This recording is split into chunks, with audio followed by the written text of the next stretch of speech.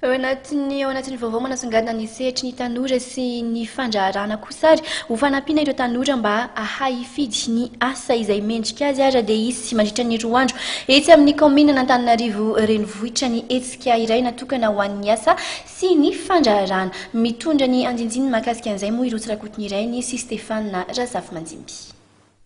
Maherin'ny 5,4 amin'izao fotoan'izao ireo tanora afaka fanadina-panjakana bakalorea ka tsy mbola mahafantatra ny lalam-piofanana izay safidiny sy tokony ataony hamaritana ny asa ny rahatrizay. Mitomba an'isa ihany koa etsy andanin'izay ireo tanora tsy hanasa ka izany indrindra no isan'ny antony iray nanatanterana ny hetsika natokana ho an'ny asa sy ny fandraharana etsy amin'ny lapan'ny tanàna Analakely.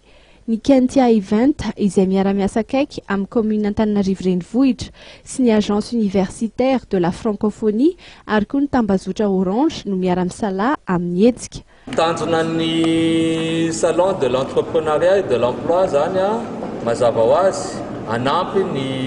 tanora indrindrandrindra eo amin'ny resaka fandraharahana zay, anampy andry zareo zany hoe inona daholo ny zavatra tokony atao sy ny zavatra tokony ianarana na ny zavatra tokony ho hita mba ahafahana raha misy an'izay faniriana te handraharaha zay zany. Ny faharoa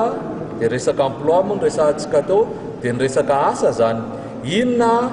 no fomba atao mba ahitana asa, ahoana zany fitadiavana asa? Mazava ho azy misy orinasa vitsivitsy amin'ireo mpiara-miompina antoka ireo tonga eo hitady karazana hoe olona mpiasa vaovao zany amin'io andro io dia misy ihany koa ny fampianarana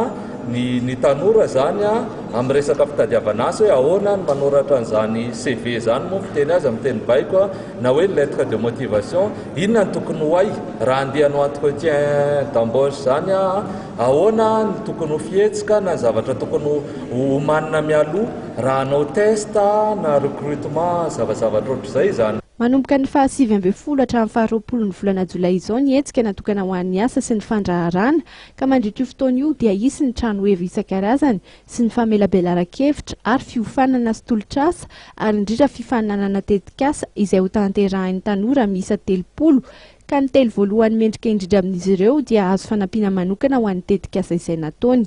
Ankoatr'ireo dia hisy ihany koa ny fitsapana ny toetry ny tanora iray ahafahana mijery ny asa mendrika ho azy, tsy misy vidim-pidirana ny